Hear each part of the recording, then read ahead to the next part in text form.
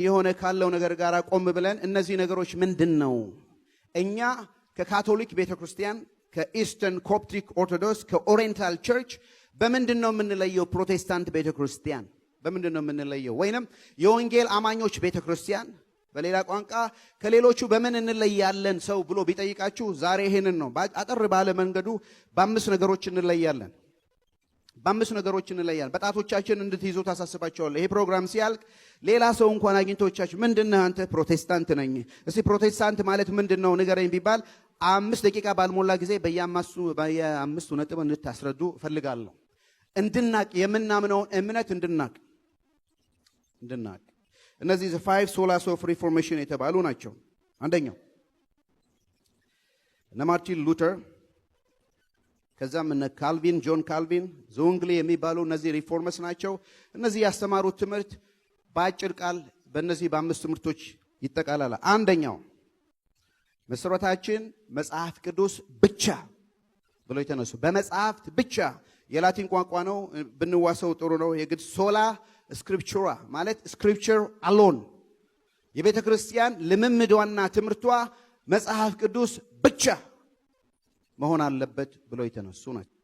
ሁለተኛ በእግዚአብሔርና በሰው መካከል ያለ መካከለኛ ክርስቶስ ብቻ መዳን በክርስቶስ ብቻ ብሎ ሶለስ ክርስቶስ ክርስቶስ ብቻ እውነተኛ አዳኝ በእግዚአብሔርና በሰው መካከል ያለ ፖፖ አይደሉም፣ ጳጳሱ አይደሉም፣ ሌሎች ሰዎች መናክስም አይደሉም ብሎ እንመጣበታለን የተነሱት። ሶስተኛ ድነት በእምነት ብቻ ሶላ ፊዴ ፌዝ አሎን በእምነት ብቻ። አራተኛ አሁንም ጽድቅ በጸጋው ብቻ ቅድም እንዳነበብ ነው በስራ አይደለም በእግዚአብሔር ጸጋ ብቻ ሶላ ግራቲያ። አምስተኛ ክብር ለእግዚአብሔር ብቻ ሶሊ ዲዮ ግሎሪያ ክብር ለማንም አይደለም ለእግዚአብሔር ብቻ። እንዲመቸን በቤት አይነት ነገር አድርጌዋለሁ። የፕሮቴስታንት ቤተክርስቲያን ምን ትመስላለች በሚል ብታዩት 5 ነገሮች ናቸው። የእግዚአብሔር ቃል ብቻ የሚለውን መሰረት አድርጋችሁ ብታዩ እግዚአብሔር ቃል ብቻ የሚለው ፓወርፖይንት ላይ እንዳለ እግዚአብሔር ቃል መሰረቱ ሆነ። በመካከል ደግሞ ያለ ከእግዚአብሔር ቃል ወደ እግዚአብሔር ክብር የሚያስኬደው የመካከለኛው ብቸኛ መንገድ ኢየሱስ ክርስቶስ ብቻ የሚለውን ዳርና ዳር ያሉትን ደግሞ ምሰሶዎች በእምነት ብቻ በጸጋ ብቻ መደምደሚያው ከላይ ያለው ጉልላቱ ክብር ለእግዚአብሔር ብቻ።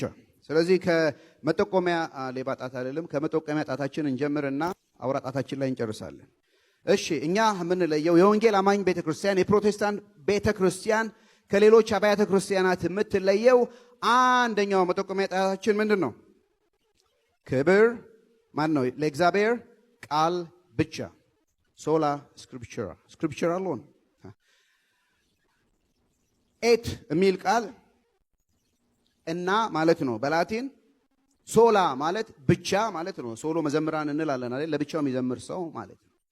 ስለዚህ ቤተክርስቲያን ታስተምር የነበረው ለቤተክርስቲያን መተዳደሪያ ደንቧ የእግዚአብሔር ቃል እና ትውፊት እና ሌሎች የጻፉት እና ጳጳሱ የጻፈው እና ሌሎች ትራዲሽናል ሁሉ የነበሩ ናቸው። ነው እነ ማርቲን ሉተር ተነስተው ኖ ትምህርታችን ንግግራችንም የእግዚአብሔር ቃል ብቻ መሆን አለበት። መሰረታችን በቃሉ ብቻ ድነት በክርስቶስና በሌላ ሳይሆን በክርስቶስ ብቻ።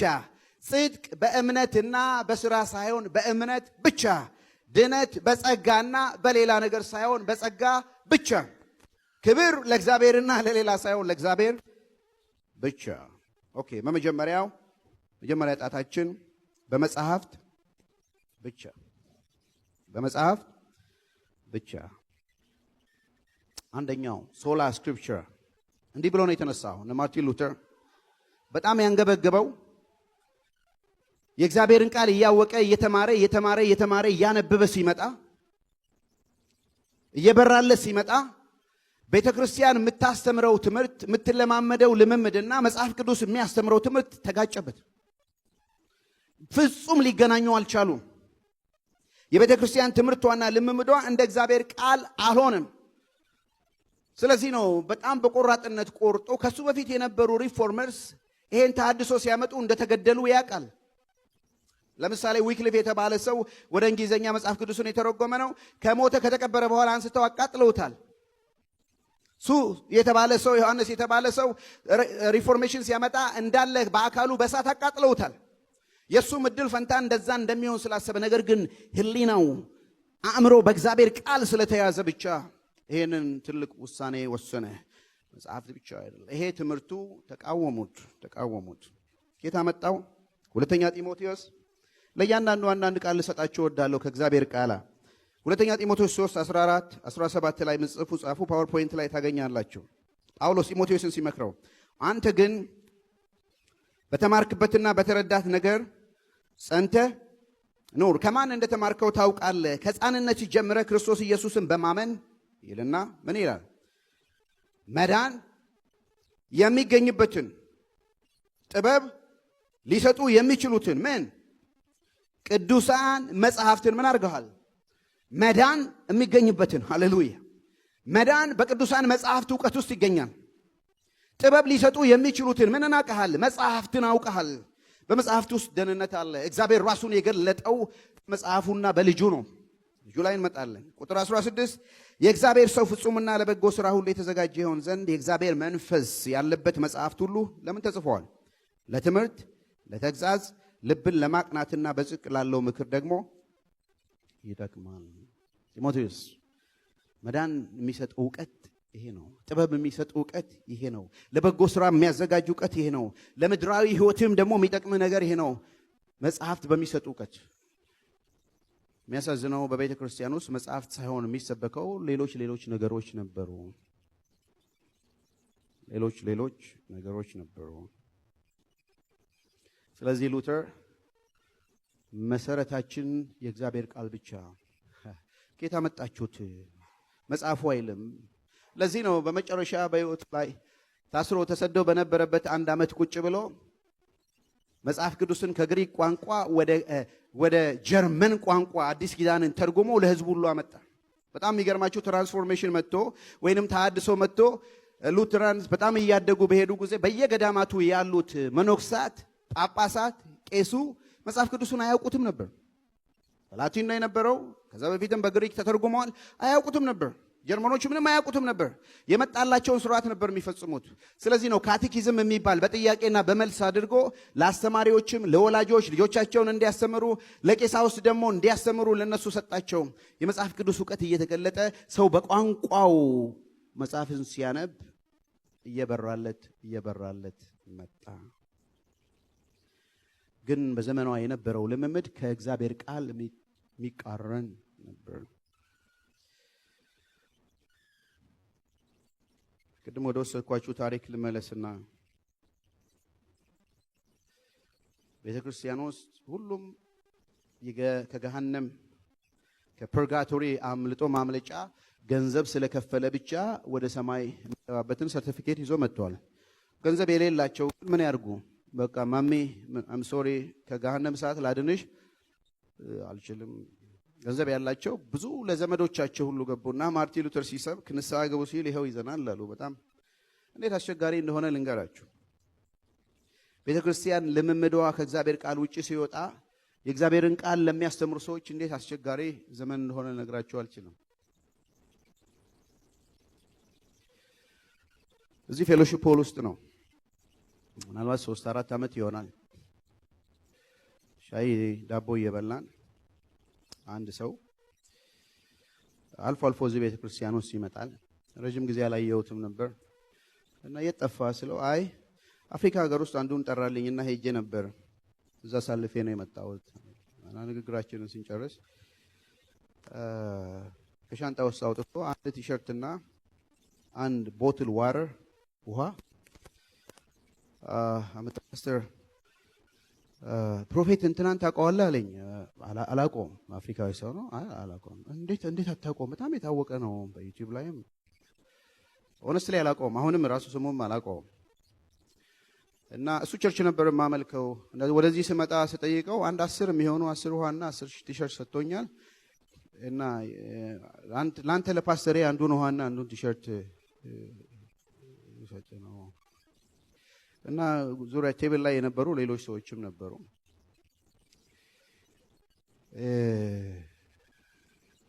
በአንድ በኩል ይሄ ልጅ ከሳውዝ አፍሪካ ድረስ ባንነው አገሩን ጠራው። ኦኬ ይዞልኝ መጣ። ለኔ ውሃውን ቲሸርቱን ሊሰጠኝ እኔን ማሰቡ ደስ አለ። በሌላ በኩል ተቀብዬ ደግሞ ሰውስ እኔ ማስተምረው ትምህርት የምናገረው እውነት እዛ አጠገቡ ላሉ ሰዎች ራሱ የሚሰጠው ትክክል አይደለም፣ አላምንበትም። እኔ በኋላ እዛው በጣም አፕሪሺየት አደርጋለሁ አስበህ እኔ በመስጠቴ። እኔ ግን በዚህ ውሃ አላምንም፣ አልቀበልም። እና ምናልባት የሚያምኑ ሰዎች ካሉ ለነሱ ስጣቸው። ቴንኪዩ። የተለያየ ምን አለ በተቀበለውና ዝም ብለህ በጥለው።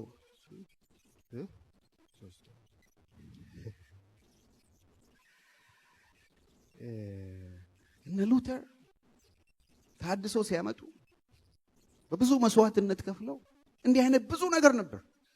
የኃጢአት ስርየት የሚገኝበት በመስገድ ሮም ውስጥ ሄዶ በጣም ልቡን የሰበረው ባለፈው ሙቪ ላይ እንዳየነው ሮም ደረጃ እግዚአብሔር የሚገኝበት የሴንት ፒተር ቸርች ውስጥ ከሐዋርያው ጴጥሮስ ቁልፍ ተቀብለው በነበሩበት በጳጳሶች በነሱ ዘመን ሮም ሲገባ ትልቋን ቤተክርስቲያን ማት ስቴፕ ደረጃ እየሰገደ ሄዶ እዛ ቤተክርስቲያን ከተማ ውስጥ ያየው ነገር ልቡን ሰብሮታል። ሁሉም ከጨረሰ በኋላ ሰርቲፊኬትም ተሰጠው። እሱ ምንም አይደለም ጨምድዶ ሲጥለው እናያለን። ብዙ ነገር ለደህንነት ብታረጉ ተብለዋል። ውሃ ጠጡ ተብለዋል። ሌላ ነገር አድርጉ ተብለዋል። ጨርቅ አድርጉ ተብለዋል። ከዛ ተሐድሶ አምጥተው ዋጋ ከፍለው ፕሮቴስታንት በተባለው ቤተክርስቲያን በእኛ ወንጌላውያን በተባልነው ቤተክርስቲያን ውስጥ ዛሬ እንደገና ከ500 ዓመት በፊት ወደ ነበርንበት ቦታ እየወሰዱን ነው። እኛ ደግሞ ምን ችግር አለ? ባለፈው ነግሬያቸዋለሁ። ልጁን ጠዋትና ማታ ልጆቹን ውሃ የሚያጠጣ ሙግቴ መጽሐፍ ቅዱሳዊ አይደለም። ስለዚህ ልንቀበለው አያስፈልግም። ጥያቄው ዛሬ የፕሮቴስታንቱ አብያተ ክርስቲያናት ትምህርትና ልምምድ መሰረቱ ምንድን ነው? ወይስ ማን ነው መሰረቱ? በእርግጥ የእግዚአብሔር ቃል ነው? ሶላ ስክሪፕቹራ እንዳሉት መጽሐፍ ብቻ ነው ወይስ ሌላ ነገር ነው? ጥያቄው ለእናንተ ተዋለሁ። በቤተ ክርስቲያን በአብያተ ክርስቲያናት በወንጌላውያን አብያተ ክርስቲያን ነው የምላችሁ፣ በፕሮቴስታንት ቤተ ክርስቲያን ነው የምላችሁ፣ መድረኩ መሰረቱ የእግዚአብሔር ቃል ነው ወይስ የነቢያት ድምፅ ነው? የሐዋርያት ትርጉም ነው? የፓስተሮች ትርጉም ነው? የፓስተሮች ንግግር ነው? የወንጌላውያኖች ራእይ ነው? ማን ነው በቤተ ክርስቲያን ማዕከል ያደረገው? በዚህ በ500 ዓመት ሰለብሬት ይደረጋል። አሁን ጀርመን ውስጥ ማክሰኞ ዕለት ከምድር ሕዝብ ሁሉ ይመጣሉ። ሪፎርሜሽን ምክንያት በማድረግ ብዙ የታወቁ ሰዎች ዳዊት ከሞተ በኋላ ሰለሞን ነገሰ። ሰለሞን ከሞተ በኋላ ታውቃላችሁ ኢዮርብዓም የሚባል ልጁ ነገሰ በተለያየ ጊዜ። ስለዚህ ወጣት መካሪዎችን አምጥቶ እንደ አባቱ አልሆነም። የእስራኤል ሕዝብ ለሁለት ተከፈለ፣ ሰሜንና ደቡብ ክፍል ተብሎ። 10ቱ በኖርዝ የነበሩት ዞር ብሎ ሲያዩ እንዲህ ያሉ፣ ዳዊት ሆይ ቤትህን ባየ፣ በአንድነት የገዛኸውን በቅንነት የመራኸውን ያስተዳደርከውን ዳዊት ሆይ ቤትህን ባየ፣ ዛሬ በኢዮርብዓም ሆኖ ተከፍለዋል፣ መንግስት ተከፍለዋል፣ ሕዝብ ተለያይቷል፣ ዳዊት ሆይ ቤትህን ባየ ብለው ጮሁ። ቆም ብዬ እላለሁ እኔ ሉተር አያይም። ሉተር ሆይ ቤትህን ባየ፣ ሪፎርም የሆኑት ቤትህን ባየ፣ የወጣህበት ነገር ዛሬ ቤተክርስቲያን ጓዳ ውስጥ ገብቷል። ታድሶ ያስፈልገናል። ታድሶ ይምጣ ከተባለ ወደ እግዚአብሔር ቃል እንመለስ።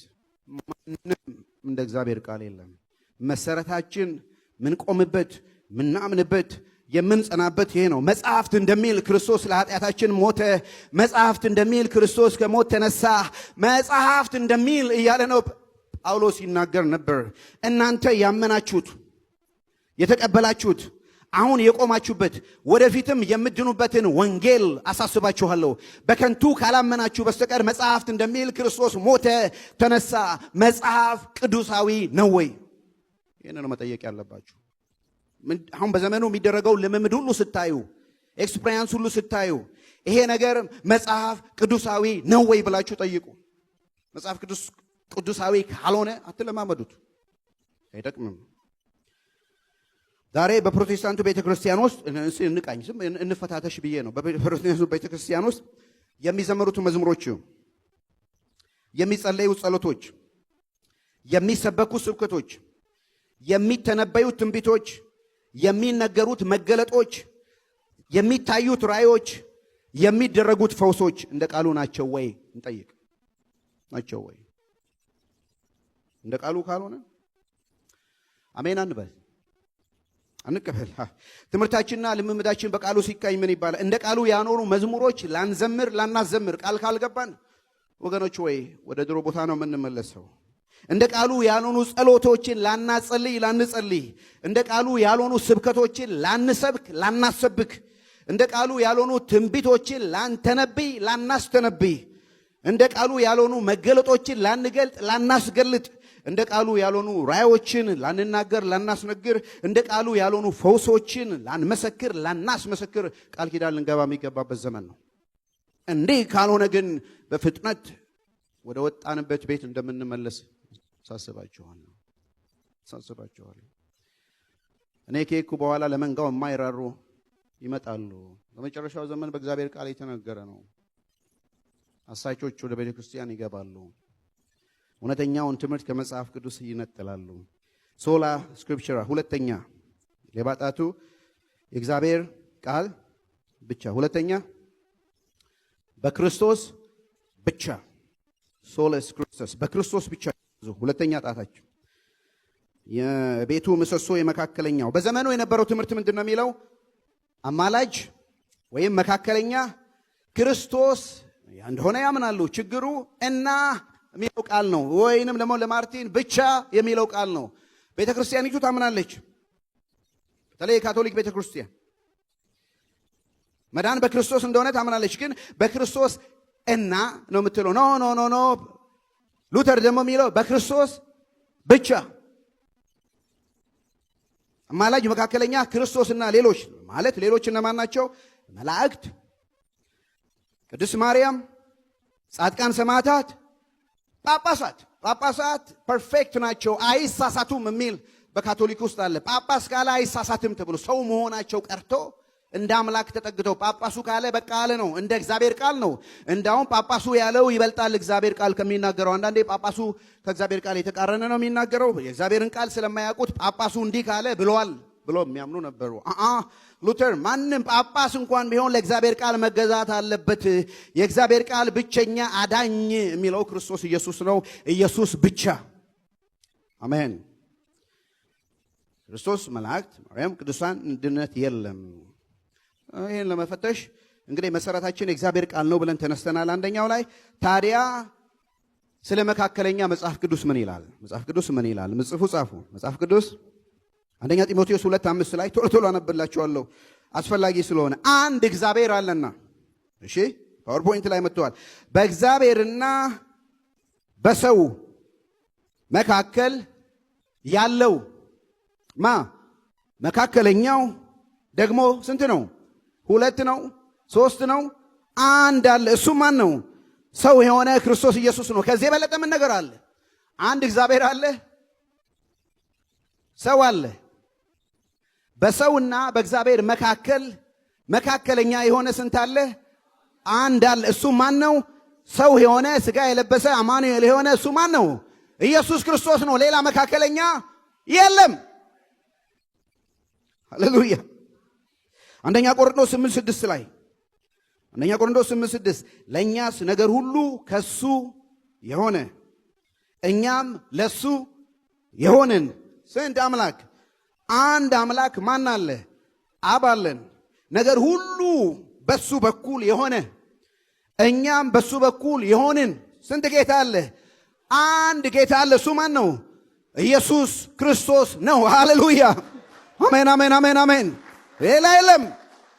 የቤቱን ምሰሶ ከእግዚአብሔር ቃል እስከ እግዚአብሔር ክብር ቤቱን ምሰሶ በደንብ አቅንቶ የያዘው የመካከለኛው ኢየሱስ ክርስቶስ ነው። ሌላ የለም። ስለዚህ እሱ ብቻ የመዳን መንገድ ነው። ሐዋርያት ሥራ 4:12 ላይ ባለፈው አይተናል ስናጠና መዳን በሌላ በማንም የለም እንድንበት ዘንድ የሚገባን ለሰዎች የተሰጠ ስም ከሰማይ በታች ሌላ ስም የለም አንድ ስም ቢሆን ኢየሱስ ክርስቶስ ጌታ የሚለው ስም ነው። ክብር ለእግዚአብሔር ይሁን። እሱ በእግዚአብሔር መልክ ሲኖር ሳለ ከእግዚአብሔር ጋር መተካከልን እንደ መቀማት አልቆጠረውም። ነገር ግን በምስሉ እንደ ሰው ሆኖ ራሱን ባዶ አደረገ። ለመስቀል እንኳን ይኸው የመስቀል ሞት የታዘዘ ሆነ። በዚህ ምክንያት እግዚአብሔር ያለ ልክ ከፍ አደረገው። ከስም ሁሉ በላይ የሆነውን ስም ሰጠው። ምላስ እንዲዘምር፣ ጉልበት እንዲንበረከክ፣ ኢየሱስ ጌታ እንደሆነ እንዲናገር። ሃሌሉያ! ይሄ ነው ወንጌል። ሶለስ ክርስቶስ በእግዚአብሔርና በሰው መካከል ያለ ብቸኛ ማን ነው? ስለዚህ ክርስቶስ ብቻ ሊሰበክ ይገባዋል። መቼም አይሁድ ምልክት ይለምናሉ፣ የግሪክ ሰዎች ጥበብ ይሻሉ። እኛ ግን ማንን? የተሰቀለውን ማን? ክርስቶስን እንሰብካለን። ይህም ለአይሁድ ማሰናከያ ለአሕዛብ ሞኝነት ነው። ለተጠሩ ግን አይሁድ ቢሆኑ የግሪክ ሰዎች ቢሆኑ የእግዚአብሔር ኃይልና የእግዚአብሔር ጥበብ የሆነው እሱ ማን ነው? ክርስቶስ ኢየሱስ ነው። ክብር ለእግዚአብሔር ይሁን። የተሰቀለውን ኢየሱስ እንሰብካለን። ጥያቄው ዛሬ በፕሮቴስታንት አብያተ ክርስቲያናት እየተሰበከ ያለው ማን ነው? ክርስቶስና መስቀሉ ነው። እየተሰበከ ያለው ኢየሱስ ክርስቶስ ነው። ማንን ነው የምንሰማው? በየሚዲያው የምንሰማው፣ በየመድረኩ የምንሰማው ማንን ነው? ኢየሱስ ክርስቶስን ነው። ማን ነው እየተሰበከ ያለው? ኢየሱስ በቤቱ ባይተዋር የሆነ ይመስለኛል። አንድ ሰባኪ ሲናገር በልቤ ውስጥ ቀርቷል።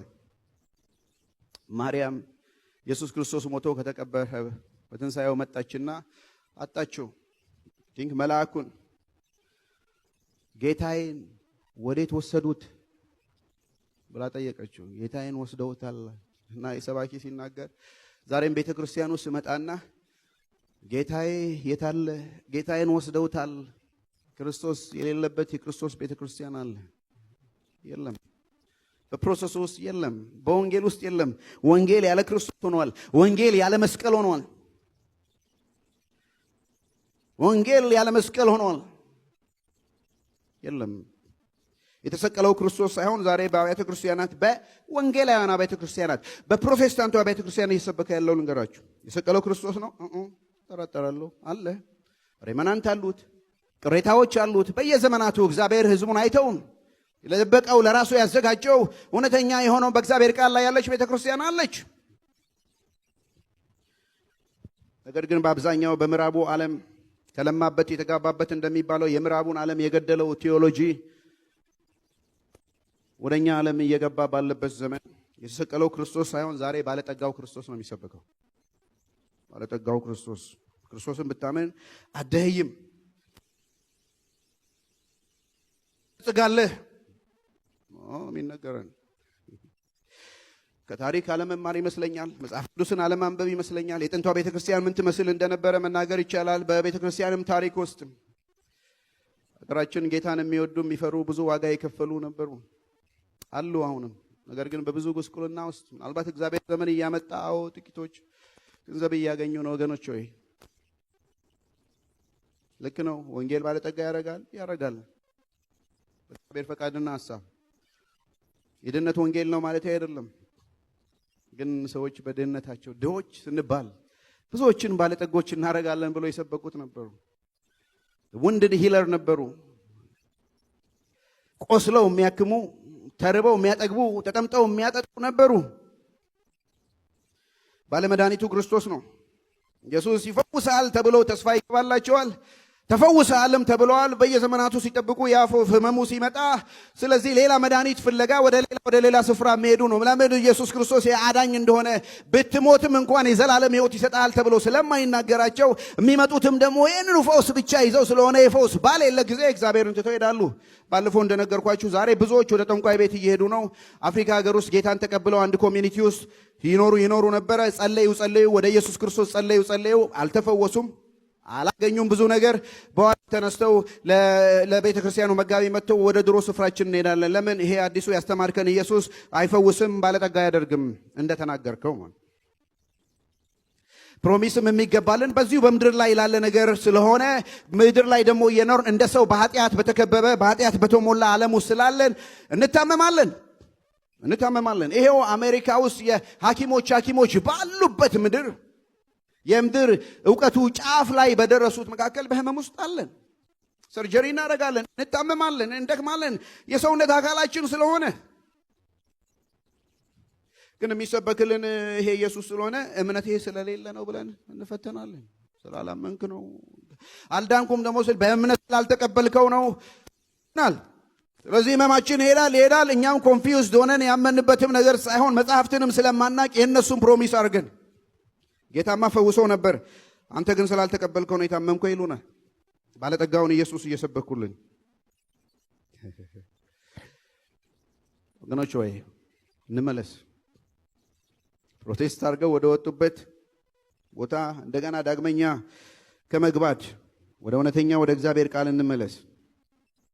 ነገር ግን ዓለም ለኔ የተሰቀለበት እኔም ለዓለም የተሰቀልኩበት ከጌታችን ከኢየሱስ ክርስቶስ መስቀል በስተቀር ሌላ ትምክህት ከኔ ይራቅ። ጌታ ፈዋሽ ነው፣ ምንም ጥርጥር የለውም። ጌታ ሐና እንዳለችው ድሃ ያደርጋል፣ ባለጠጋም ያደርጋል፣ ምንም ጥርጥር የለውም። ሁሉ ነገር ግን ምድራዊ ነው ወገኖች ሆይ። ፈውስም ምድራዊ ነው፣ ብልጥግና ምድራዊ ነው። ምድርን ለቀን የምንሄድ ሰዎች ነን። ወንጌል የዘላለም ወንጌል ነው። ተስፋም የተገባልን ለዚህ ነው።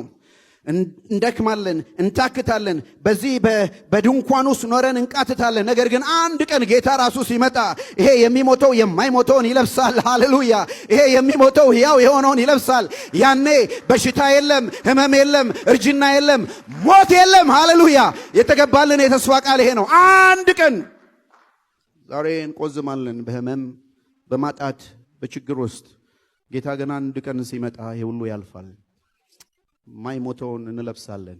ያኔ እኛና ጌታ እንገናኛለን። ሃሌሉያ!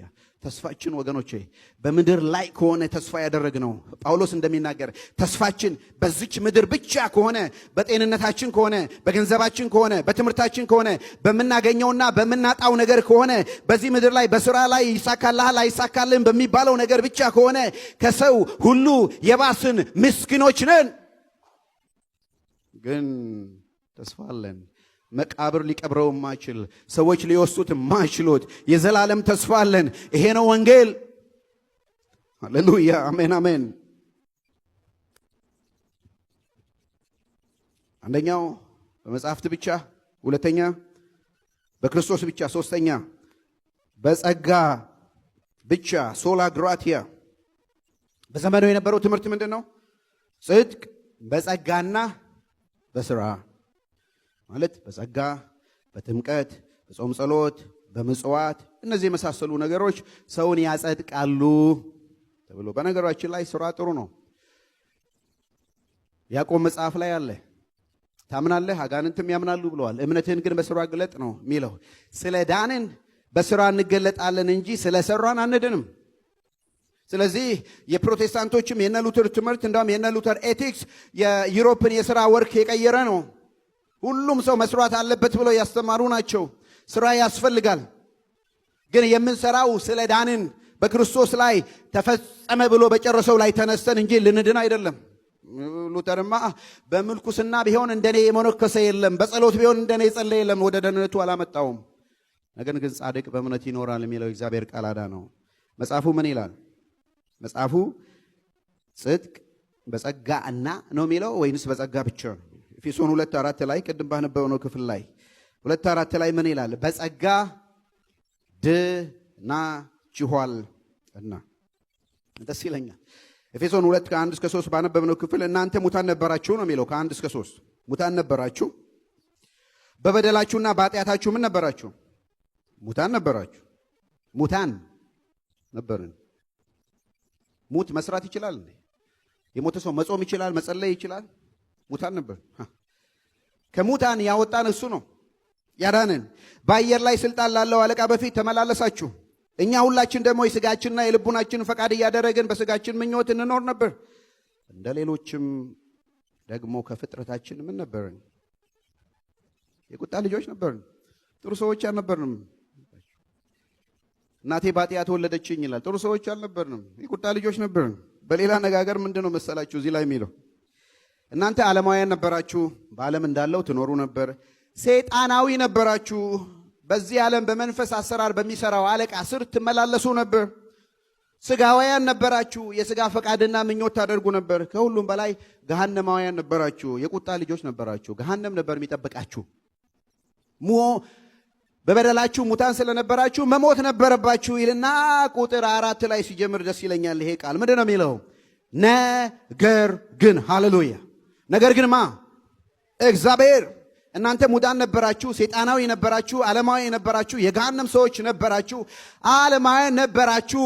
ነገር ግን ሃሌሉያ እግዚአብሔር ምን አደረገ? ከወደደን ከትልቅ ፍቅሩ የተነሳ ሃሌሉያ እግዚአብሔር በምሕረቱ ባለጠጋ ስለሆነ ከወደደን ከትልቅ ፍቅሩ የተነሳ በበደላችን ሙታን እንኳን በሆን ጊዜ ከክርስቶስ ጋር ሕይወትን ሰጠን። በጸጋ ድናችኋል። በጸጋ ለምን? በእግዚአብሔር ምሕረት የተነሳ። ከ4 እስከ 6 ይህን ነው የሚያወራው። ከ1 እስከ 3 ሙታን ነበራችሁ፣ ከ4 እስከ 6 እግዚአብሔር ግን ሕይወትን ሰጣችሁ። ከምሕረቱ የተነሳ ከክርስቶስ ጋር ሕይወትን ሰጠን። ከፍቅሩ የተነሳ ከክርስቶስ ጋር ሕይወትን ሰጠን። ከቸርነቱ የተነሳ ከክርስቶስ ጋር አስነሳን። ከጸጋው የተነሳ ከክርስቶስ ጋር በሰማያዊ ስፍራ አስቀመጠን። እሱ ከማ የተነሳ? ከክርስቶስ የተነሳ። እዩ እግዚአብሔር እንደኛ ሳይሆን እንደ ኃጢአታችን እንደ ዓለማዊ ምኞታችን እንደ በደላችን ሳይሆን እንደ ክርስቶስ ምሕረት፣ እንደ ክርስቶስ ፍቅር፣ እንደ ክርስቶስ ቸርነት የተነሳ ከራሱ ጋር በሰማያዊ ስፍራ አስቀመጠን። ለምን? እግዚአብሔር በምሕረቱ ባለጠጋ ስለሆነ። ስለዚህ በጸጋ ድናችኋል። ጆን ኒውተን የተባለ ነው፣ ዘማሪ ነው፣ የባሪያ ነጋዴ ነበረ። እግዚአብሔር ግን ተገናኘው እና ዛሬም በዘመናችን በ21st ሴንቸሪ አሁንም ሪሰንትሊ ጉግል አድርጌያለሁ በምድር በፕሮቴስታንቱ ቤተክርስቲያን በጣም እየተዘመረ ያለ መዝሙር አሜዚንግ ግሬስ የሚል ነው። ዛሬ ኮንቴምፖራሪ የሆኑ ሰዎች ደግሞ ዜማውን የሚቀያይሩ ተዘምሯል፣ ይዘምራል። ታያላችሁ። አሜሪካን መንግስትም ራሱ ኢናጉሬሽን ላይ በየጊዜው የሚዘመር መዝሙር ነው። 9/11 ላይ ቴሮሪስት በነበረ ጊዜ የተዘመረ መዝሙር ነው። በናሽናል ደረጃ ክራይሲስ ሲመጣ እስከ ዛሬ የሚዘመር መዝሙር ነው። ባሪያ ነጋዴ የነበረውን ሰው ዋንስ ብላይንድ ነበርኩ ናው አይ ካን ሲ ሪች ሚል በቃ እንደኔ የተረገመ የነበረውን ሰው ወንጌል ከለወጠ አሜዚንግ ግሬስ። ዊልበርፎርስ የተባለ ዊሊያም ዊልበርፎርስ የተባለ በፓርላማንት ውስጥ በእንግሊዝ ሀገር አጭር ሰው፣ ይህንንም ብታዩት አሳስባችኋለሁ። አሜዚንግ ግሬስ የተባለ ሙቪ የባሪያ ንግድ እንዲቀር ከታገሉት ቅዱሳን መካከል አንዱ ነው። ይህን ሙቪ ብታዩት ደስ ይለኛል። አሜዚንግ ግሬስ ዊሊያም ዊልበርፎርስ የሚባል ሰው ብሪቲሽ ፓርላመንት ውስጥ የሰራውን ነገር ነው። በህይወቱ ትልቅ ኢንፍሉዌንስ ያመጣው የጆን ኒውተን አሜዚንግ ግሬስ የሚል መዝሙር ነው። ወገኖች ሆይ የእግዚአብሔርን ሉዓላዊነት የእኛን ደግሞ መሬታዊነት ስናይ፣ የእግዚአብሔርን ቅድስና ስናይ፣ የእኛን ኃጢአት ስናይ፣ የእግዚአብሔርን ምሕረትና ቸርነት ስናይ፣ የእኛን እርኩሰትና ውድቀት ስናይ፣ ይሄ ጻድቁ ጌታ እኛ የረከስነውን ሰው በልጁ በኢየሱስ ክርስቶስ መስቀል ይቅር ብሎ ልጁ ሲያረገን ከዚህ የበለጠ አሜዚንግ ግሬስ የለም። አስገራሚ ጸጋ ነው። እጅግ የሚገርም ጸጋ ነው። ነፍሱን ስለ ወዳጆቹ ከመስጠት ይልቅ ከዚህ የሚበልጥ ፍቅር የለም። ወገኖች ሆይ ኢየሱስ ክርስቶስ በመስቀል ላይ በሞተ ጊዜ የመጨረሻ ቃሉ እንዲህ አለ፣ ተፈጸመ። it is done, it is finished, tetelestai አለቀ፣ ተፈጸመ። ለዘመናት በእግዚአብሔርና በሰው መካከል የነበረው የኃጢአት ነገር ኢየሱስ ክርስቶስ በመስቀል ላይ ሞቶ ደሙ ሲፈስ እግዚአብሔር ከነበረበት ቁጣ ረካ፣ አረፈ፣ አይኑን ወደ ሰው ልጅ መለሰ።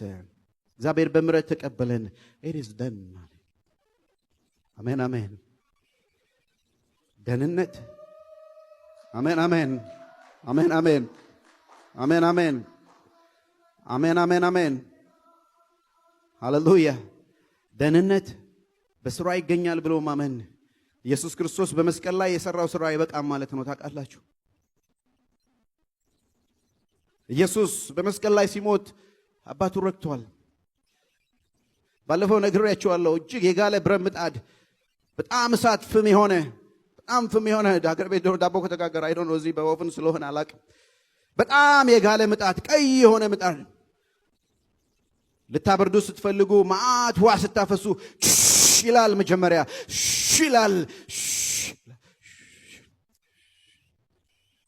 ይበርዳል። እግዚአብሔር ቁጣው በክርስቶስ ኢየሱስ የመስቀል ስራ በረደ። ሰው እግዚአብሔርን መንካት ቻለ። ሰው ከእግዚአብሔር ጋር መገናኘት ቻለ። አባ ብለን የምንጮህበትን ጸጋና ምሕረት እግዚአብሔር ሰጠን። ክብር ለእግዚአብሔር ይሁን። ወዳጅ ሆነ። እዛ ርቆ የነበረው አምላካችን በልጁ በኢየሱስ ክርስቶስ ቀረበን። ጻድቅ የነበረው አባታችን በልጁ በኢየሱስ ክርስቶስ ባሳየው ሃሌሉያ እሱ ምንም የሌለበት ልጁ ሆኖ ሳለ ስለኔና ስለናንተ መስቀል ላይ ኃጢአት አደረገው። ቀኖች ሆይ ደህንነት ላይ ጾም ጸሎት መጨመር፣ ስራ መጨመር፣ መስጠት መጀመር፣ መባ መጨመር፣ ራስን ማጎሳቆል መጨመር፣ ሌላ ነገር መጨመር የክርስቶስን የመስቀል ስራ ማክፋፋት ነው። በጸጋ ድናችኋል በማንም አይደለም ይላል። ወረድ ብሎ የምናነበው ይሄ ነው። ጸጋን ጸጋ ያሰኘው ምንድን ነው ታውቃላችሁ? ሮሜ 11:6 ላይ እንዲህ ይላል፣ በጸጋ ከሆነ ግን አንድ ላይ እናንብበው ይሄንን። በጸጋ ከሆነ ግን ከሥራ መሆኑ ቀርቷል። ድምጻችሁ አይሰማኝም። በጸጋ ከሆነ ግን ከሥራ መሆኑ ቀርቷል። ጸጋ ያለዚያ ጸጋ መሆኑ ቀርቷል። ጸጋ በሥራ ከሆነ ጸጋ አይደለም። ጸጋን ጸጋ ያሰኘው ያለ ሥራ በመሆኑ ነው። በሥራ ከሆነ ጸጋ መሆኑ ቀርቷል። ስለዚህ በጸጋ ድናችኋል ካለ በሥራ አይደለም። ማንም እንዳይመካ ደግሞ በሥራ አይደለም። ሃሌሉያ።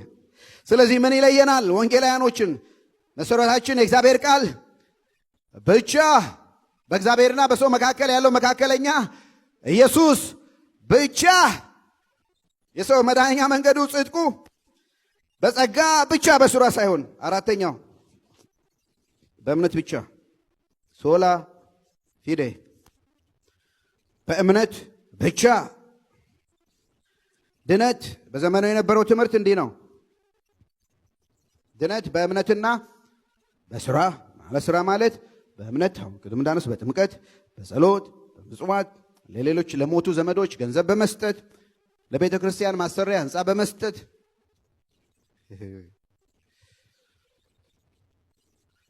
በየዘመናቱ ቤተ ክርስቲያን ገንዘብ ስታጣ ምዕመን ገንዘብ እንዲሰጥ ከምታረግበት ዘዴዎች ብዙ ዘዴ አለ። ማኑፕሌት ያደርጋሉ አይደለም። ሰው በሰላሙ በቃ ሕንፃ ያስፈልገናል ስጡ ቢባል ያው እንተዋወቃለን አይደለም። ግን የዚህ ሀገር የቴሌቪዥን ሰባኪዎችን እዩ።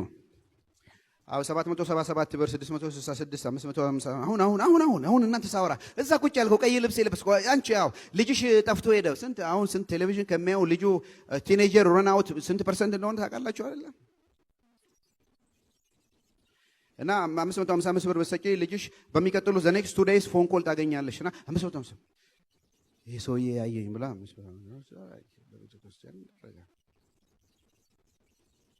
ምክንያቱም በሰላም ይሄ ሚኒስትሪ እንዲያድግ ስጡ ቢባል ስለማንሰጥ ኒድ አለን እኛ ጋር ያንን ኒድ ይፈጸምላል ሲሉ ያንን እንሰጣለን።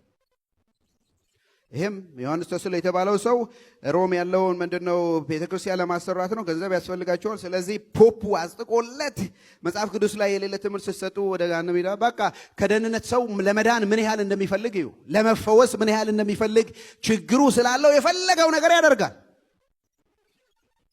አይነን ነው የሚያደርጉት። ስለዚህ ይሄን ለማድረግ ስለሚፈልግ ነው። ስለዚህ በመስጠት ትድናላችሁ ብሎ ስለሚያስተምሩ እነ ማርቲን ሉተር ተነሱና ሶላ ፊዴ በእምነት ብቻ ሰው የሚድነው አሉ።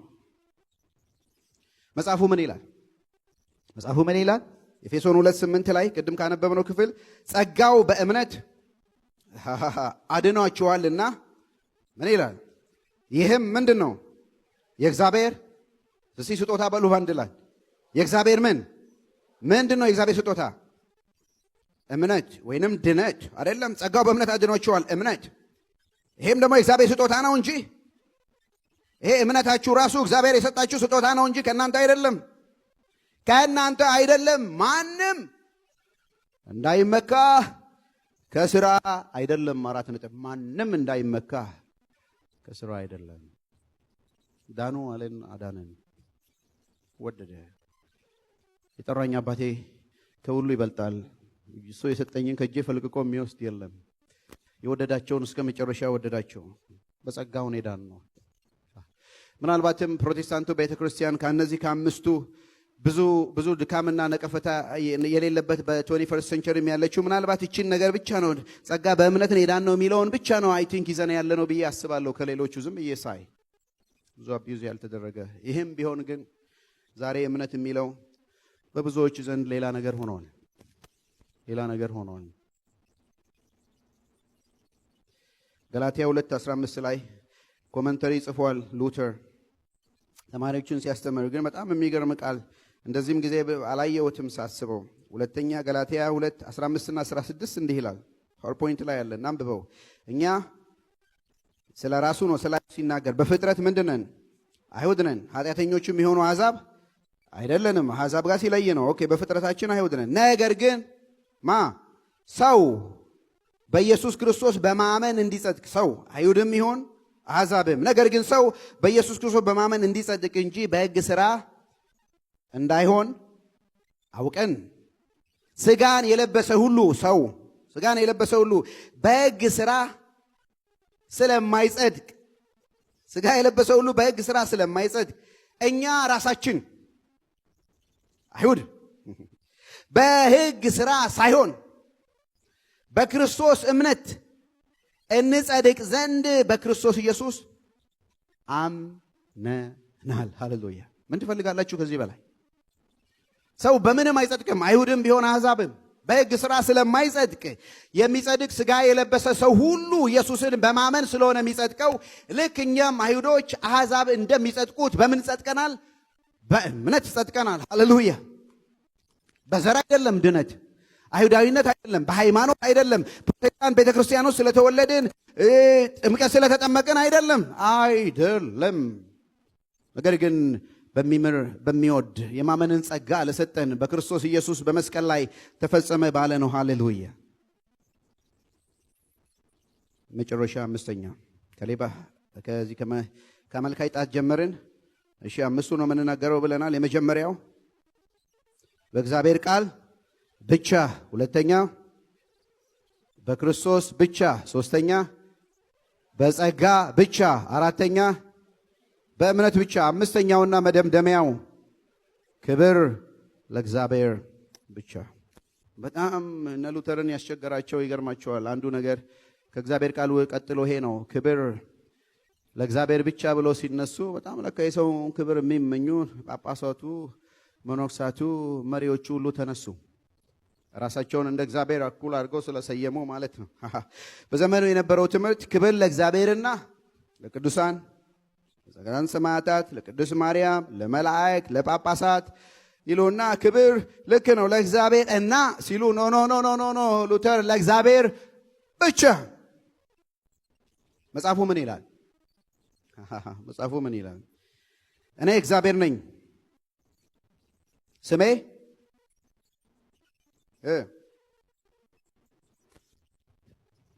ኢሳይያስ 42:8 እኔ እግዚአብሔር ነው ያለው፣ እኔ አይደለሁም። በነገራችን ላይ እሺ እንዳታስገስቡኝ። እንትን ላይ የታችኋል አይደለም? ሐዋርያት ሥራ 12 መጨረሻ ላይ ሄሮድስ የተባለው ሰው ክብረ ልብሱን የሚያብለጨልጭ ልብሱን ጠዋት ፀሐይ ስትወጣ ተነሳና ሲያብረቀርቅ ሰው ይሄ አምላክ ነው ብሎ ሲሰግዱ ኖ እኔ ሰው ነኝ ሄሮድስ ነኝ አላለም። ክብር ለእግዚአብሔር ስላልሰጠ ትል ሞተ ይላል። ታውቃላችሁ እግዚአብሔር ብዙ ነገር ቶለሬት ያደርጋል፣ ብዙ ነገር ይታገሰናል፣ ብዙ ይመራናል። መሐሪ ነው፣ ቸር ነው። ግን በጣም እግዚአብሔርን ልቡን የሚሰብረው የሚያሳዝነው ነገር ሰዎች በእግዚአብሔር ቦታ ስንቀመጥ ነው። እግዚአብሔር ከኛ የሚፈልገው ምንድነው? ክብር ብቻ ነው። እሱንም ስንወስድበት እግዚአብሔር ሪአክት ያደርጋል። ራሱ ኢሳይያስ 42 ላይ እኔ እግዚአብሔር ነኝ፣ ስሜም ነው፣ ክብሬ ለሌላ ሰው ለማንም ሰው ምስጋናዬ ለተቀረጹ ምስሎች አልሰጥም፣ ራሴ ነኝ የምሟገተው። ባቢሎንን ይመራ የነበረው ንጉሥ ናቡከደነጾር ነው። አምጡልኝ ስሙን። የሆነ ሰው ባቢሎን ግዛት አያትና እቺ ክንዴ ለራሴ ክብር ያሰራዋት ከተማዬ ናት አለ። እግዚአብሔር ጠበቀው። ዛፉን ስታነቡ 1 ዓመት ያህል ጠብቆት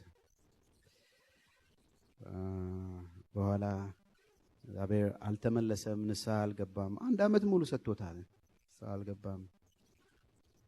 መጨረሻ ላይ የእጆቹ ጠፈር ረዘም፣ እጆቹ በርከክ፣ ጉልበቱ በርከክ፣ ሰውነቱ በየቆዳው ጸጉር ማውጣት፣ ከዚህ ከጆሮ አካባቢ ቀንድ ማብቀል፣ መንበርከክ፣ ከኋላው ጭራ ማብቀል ጀመረና ተንበርክኮ አእምሮ ሁሉ ተስቶ አውሬ ሆኖ ቤተ መንግስት ለቆ ምድረ በዳ። ለምን? ትቤት ወይንም ክብር ለራሱ ስለወሰደ። ይሄ ደግሞ የማን ነው? ከመጀመሪያው እግዚአብሔር ክብር የነበረው ማን ነው መጀመሪያ የወሰደው? ሰይጣን ዳቢሎስ። እኔ በልዑል እመሰላለሁ ብሎ ክብሩን ወሰደ።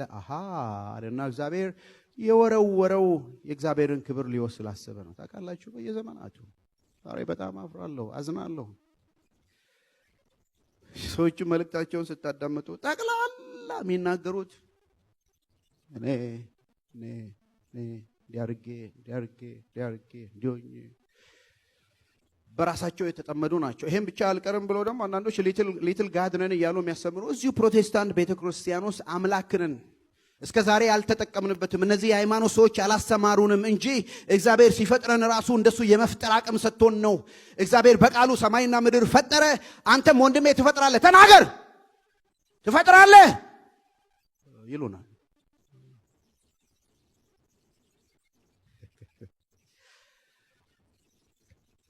ሰው ነን፣ አምላክ አይደለንም። እንዳውም እግዚአብሔር ዓለማትን ሁሉ ከፈጠረ በኋላ ሰውን መጨረሻ ላይ ነው የፈጠረው። ለምን እንደሆነ ታውቃላችሁ? ምናልባት መጀመሪያ ቀን ቢፈጥረው ኖሮ አሁን እንደሚያስተምሩት አብረን እንፍጠር ሳይሉት አይቀሩም። አይደለም?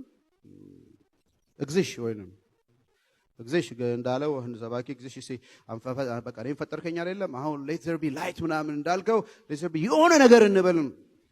እግዚአብሔር ሰው መጨረሻ ላይ ፈጠረው፣ ባለቀ ስራ ላይ ያመጣው። እውቀት ስለሰጠው ስም አውጣ አለው፣ ግዛ፣ ዳኝ አለው።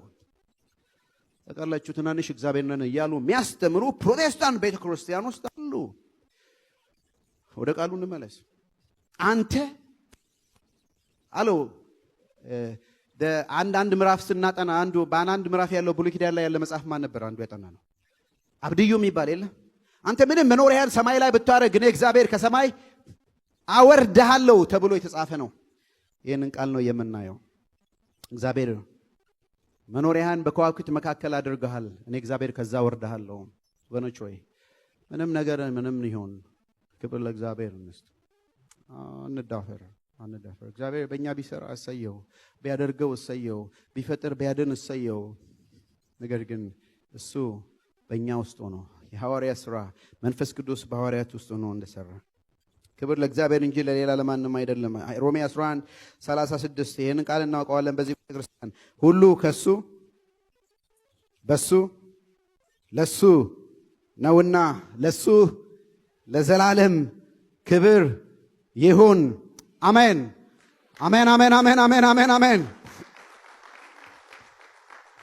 ሁሉ ከሱ በሱ ተመልሶ ለሱ ነው። ሁሉም ስጦታ ከላይ ከሰማይ ከብርሃናት አባት ይወርዳሉ። ሁሉ ከሱ በሱ ተመልሶ ለሱ ነው። መጽሐፍ ቅዱስ የሚያስተምረው ይሄንን ነው። ጥያቄው መጨረሻ ጥያቄ ልጠይቃችሁ። ዛሬ በፕሮቴስታንቱ አብያተ ክርስቲያናት እየተከበረ ያለው ማን ነው? እግዚአብሔር ነው? ማን ነው? ነው ሰው ነው? ማን ነው እየተከበረ ያለው በቤተ ክርስቲያን ውስጥ? ማን ነው እየተከበረ ያለው? እግዚአብሔር ቤቱን ያጸዳል። ማን ነው እየተገበረ ያለው? እነ ሉተር አላስችል ያላቸው ነገር ይሄ ነው። በታላቅ ጭካኔ የተነሱት ይሄ ነው። የጨለማውን ዘመን ያበሩት በነፍሳቸው ዋጋ ተከፋፍለው ነው። ኖ ፖፑ አይደለም። ፖፑ ሰው ነው፣ እንደኛ ይሳሳታል። ኦክቶበር 15 17 95 አረፍተ ነገሮችን ከለጠፈ በኋላ ሄደ። ከዛ በፖፑ በዘመኑም በነበረው በንጉስ ተጠራ። ትልቅ ስብሰባ፣ ቄሳውስት፣ ሹማምንት ሁሉ በዘመኑ ያሉ የፖለቲካና የሃይማኖት መሪዎች ተደርድረው ጠሩት ሉተርን። የተጠራበት ዋና ዓላማው ሪካንት እንዲያደርግ ማለት የጻፍከው ያስተማርከውን ትቻለሁ፣ ተሳስቻለሁ በል፣ ከዛ በኋላ ህይወት ትተርፋለች አሉት። እሱ ግን ፈቃደኛ አልነበረም። ስለዚህ ወደ ተጠራበት ቦታ ሊሄድም አልወደደም። ግን ንጉሱ ምንም አትሆንም፣ በእኔ ይሁንብህ፣ መልስህ ምንም ይሁን ምን በመጣህበት በሰላም ትመለሳለህ፣ ምንም አትሆንም አለው። ወዳጆቹ አትይዝ ሲሉት ሄዳለሁ አለ። በቃ ከሱ በፊት እንደተገደሉት ሰዎች ትገደላለህ ሲሉት በቃ ለእውነትም ቢሆን ልሙት አለ። ቀኑ መጣ። ቀረቡ። ሉተር የጻፈው መጽሐፍቶች፣ የሰበካቸው ስብከቶች ተደረደሩ። እሱን አቆሙት። ንጉሱ በአንድ በኩል፣ ፖፑ በሌላ በኩል። ቤቱ ሁሉ በካርዲናል ተሞላ፣ በአዋቂዎች። እጅግ አስፈሪ ነው። ሉተር፣ ማርቲን ሉተር፣ ይህን ጻፍክና ያሳተምክ አንተ ነህ? አዎ። ስለዚህ ይህንን ታጥፋለህ፣ ሪከንት ታደርጋለህ፣ ስህተት ነው የሰራው፣ ስህተት እንደሆነ ታምናለህ ሲሉት ነፍስ ስለሆነ ተቸገረ። ትንሽ ቀን ስጡኝ አለ። አንድ ቀን ተሰጠው። ወደ ቤቱ ሄደ። ያንዳንዱ ወደ ቤቱ ሄደ። የዛን ቀን ሌሊት ሲታገል አደረ። እሱ በሞት ፍርሃት፣ ጨለማ አጋንንት ጋር አጋንንት ግዛት ሲታገል እንዲሁ አደረ። በማግስቱ መጣ። አሁን ያ ጉባኤ ተሰየመ። ማርቲን ሉተር ትክዳለህ አሉት። ይህን የጻፍከው አንተ ነህ? አዎ። እንዲህ አለ፣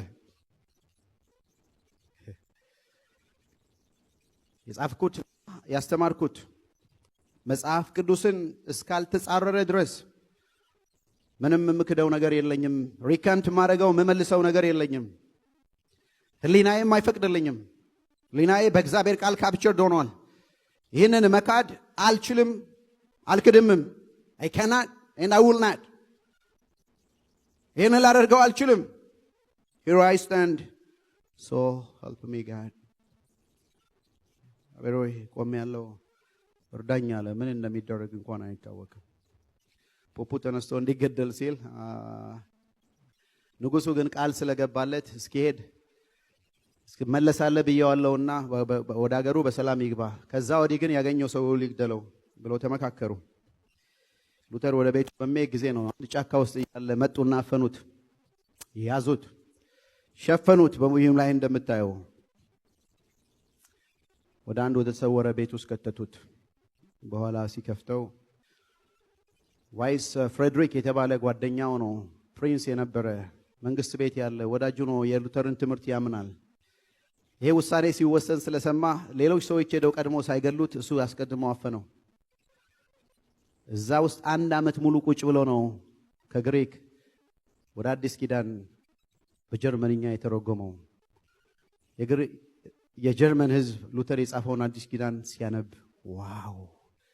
እነ ሮሜን ሲያነብ፣ እነ ገላትያን ሲያነብ፣ እነ ዕብራውያንን ሲያነብ፣ ለዘመናት ሁሉ ተሸሽጎ የነበረው በላቲን ነበር፣ አያነቡትም። አሁን በገዛ ቋንቋቸው ሲያነብ። ስለዚህ ነው የፕሮቴስታንት ሙቭመንት ከምን ጊዜውም በላይ ሐዋርያ ሥራ ላይ እንዳየነው እየሰፋ ሰዎች በገዛ ቋንቋቸው ጌታን እንዲያመልኩ ሆነ።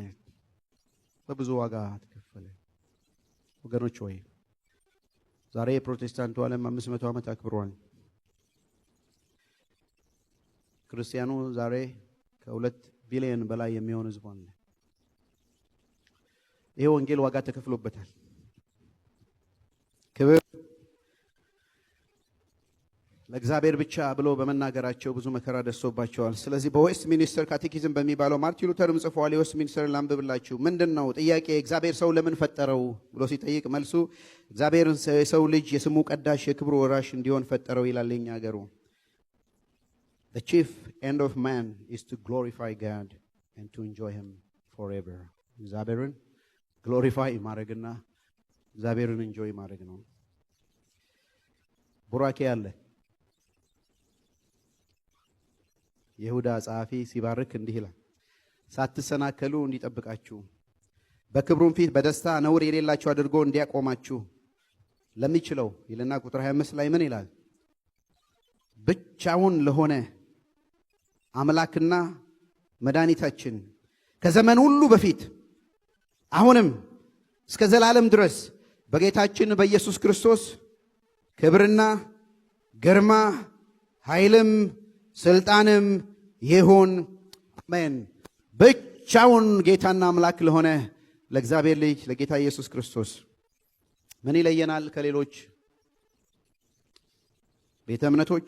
እኛ ፕሮቴስታንት የወንጌል አማኞች እነዚህ 5 ነገሮች መሰረታችን የእግዚአብሔር ቃል ብቻ፣ ድነት በክርስቶስ ብቻ፣ ድነት በጸጋ ብቻ፣ ድነት በእምነት ብቻ፣ ክብር ለእግዚአብሔር ብቻ። ከሰማነው ነገር ዋናው ቁም ነገር አሁን ያወራነው ማርቲን ሉተር ያደረገው የሰራ ሁሉ ቢጠፋባችሁ ይሄን ነገር አትርሱ። አንድ አረፍተ ነገር እነዚህ the 5 solas 5ቱ የታድሶ መርሆች ከሰማነው ነገር ዋናው ቁም ነገር እግዚአብሔር አምላክ በማ በክርስቶስ ኢየሱስ ምን መካከለኛነት በጸጋውና በእምነት ምን ስላደረገን ስላዳነን በሕያው ቃሉ ጸንተን በመኖር እግዚአብሔርን እናክብር። እግዚአብሔር አምላክ በክርስቶስ ኢየሱስ መካከለኛነት በቤቱ በጸጋውና በእምነት ስላዳነን በሕያው ቃሉ ጸንተን በመኖር እግዚአብሔርን እናክብር። 500 ዓመት ሆኗል። ምናልባትም ይዘልቃል በሚቀጥሉት ዘመናት። ዛሬም በየዘመናቱ እንደ ማርቲን ሉተር ስርዓቱን ቤተ ክርስቲያን ድሪፍት ካረገችበት ከወጣችበት ነገር የሚመልሱን ሰዎች ያስፈልጋሉ ወገኖቼ። በምን እናጥራ? ስንሰማ ስናደምጥ እነዚህ 5 ነገሮች መረጃ ይሁኑን። የእግዚአብሔር ቃል ብቻ፣ ክርስቶስ ብቻ፣ በጸጋ ብቻ፣ በእምነት ብቻ፣ ክብር ተጠቅልሎ ለእግዚአብሔር ብቻ። ብቻውን ጌታ ለሆነ ለሱ ክብር ይሁን። ሃሌሉያ! ይሄ ነው የሚለየን። ስለዚህ ከዚህ በኋላ ሰው አግኝቷችሁ በምን ትለያላችሁ ፕሮቴስታንት ምንድነው የወንጌል አማኞች ቢባል ይሄው 5 ነገር ነግርሃለሁ። በመጀመሪያ ልምምዳችንና ትምህርታችን በእግዚአብሔር ቃል ብቻ ነው። በሁለተኛ ደረጃ በእግዚአብሔርና በእኛ መካከል ያለው አንድ ኢየሱስ ክርስቶስ ብቻ ነው። የዳንበትም ደግሞ በጸጋው ብቻ ነው። እሱም የዳነው በእምነት ነው። አልቲሜትሊ ሁሉ ነገር ተመልሶ ለሱ ነው። ክብር ለእግዚአብሔር ይሁን። ሃሌሉያ! አሜን፣ አሜን፣ አሜን፣ አሜን፣ አሜን።